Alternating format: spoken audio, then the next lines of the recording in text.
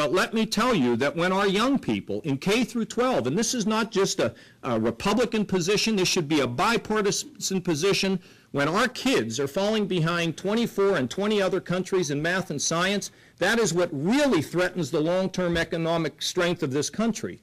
Because when the Googles, the PayPals, the Yahoos, the eBays, the high-definition television, the new cell phone, the biotechnology developments, when those things start being developed in Asia, in China, in India, in Singapore, in Vietnam, our wealth walks out of this country. K through 12 must be fixed. According to the U.S. Department of Education, this is stunning. Nearly 2/3 of Ohio's 8th graders are not able to read, write, or do math and understand science at a level that shows they know the material and can apply it to the real world. Think about that. 2/3 of our 8th graders are not able to absorb this material and apply it. And this is in a state where we have been significantly increasing the amount of money for education. 37% of first-time freshmen in Ohio in public colleges and universities need remedial math courses. 20% need remedial English. What are we doing in our schools? What are we doing in the 9th, the 10th, 11th, and 12th that this percentage of people have to go into our universities and use up the resources that ought to be used to get them to advance themselves to compete with these countries around the world that are interested in taking our jobs? So what do? Well, I'm for ending the estate tax. Now, I saw an article written, I don't want to keep driving the rich, successful entrepreneurs out. They're the ones that have the energy. They're the ones that have the innovation. They're the ones that have the creativity, and when they leave and go to Florida or wherever they're going, they're not only taking their energy and their creativity, they're taking their charitable giving. Now, one reporter wrote a story saying if Kasich gets his way and they kill the death tax, Upper Arlington will lose $4 million in revenue.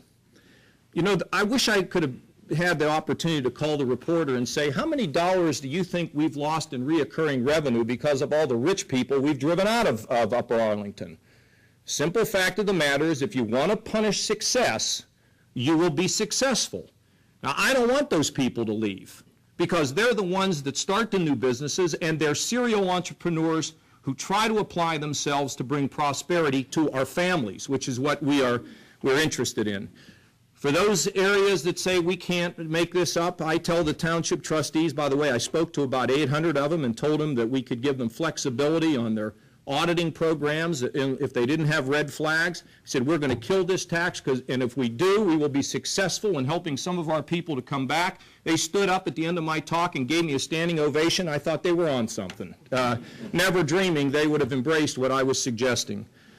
Government needs to become more effective, more efficient. There's things we can privatize, things we can sell, and frankly, this is exactly what I did with my team of people to balance the federal budget. And I want to tell you, if you can balance the federal budget, if you can reduce the size of government in that town, okay, it'll be hard here, but I'll take you down to Washington and I'll let you have a try at it. And you'll see what it's like to have to push aside the special interest to create the priorities. But the exciting thing about it is the ingenuity and the new way of thinking outside the box.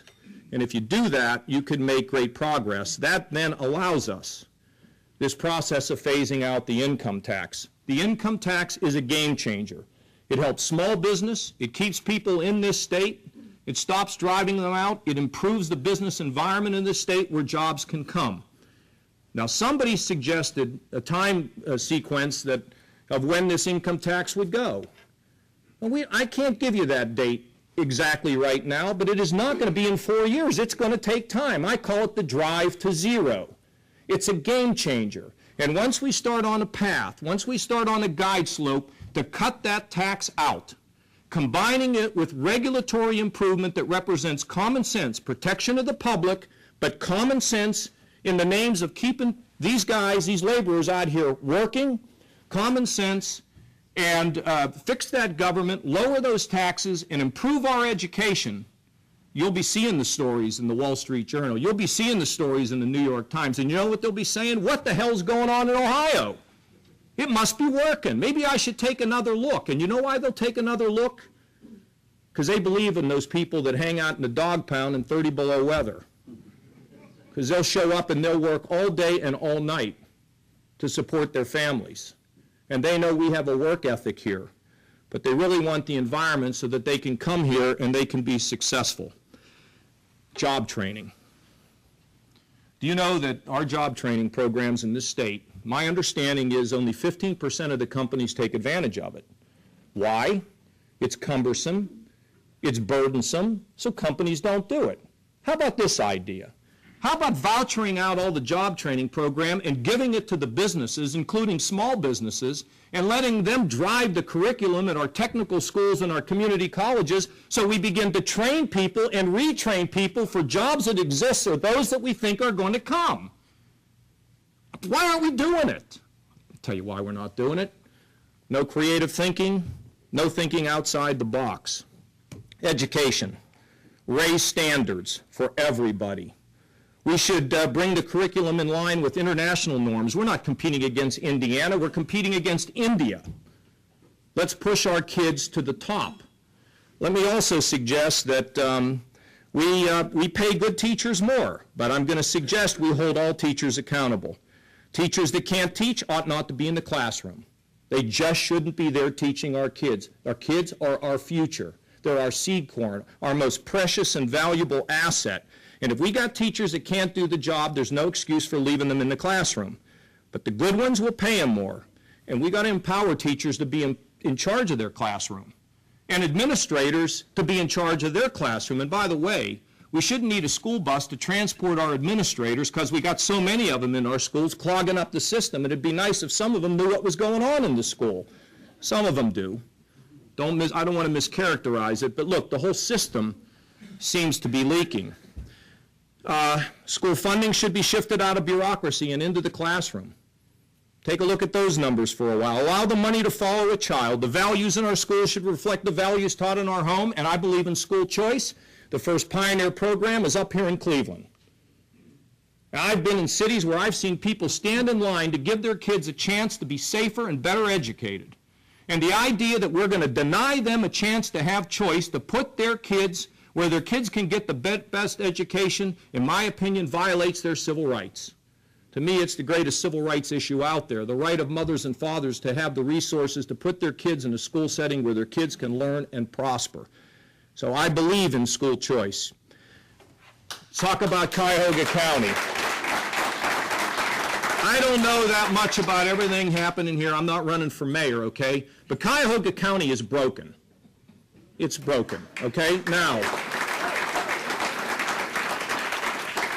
Bill Mason, Ed Crawford, two guys, they were putting this thing on. They got, I don't know where that whole process is, but here's what I will tell you.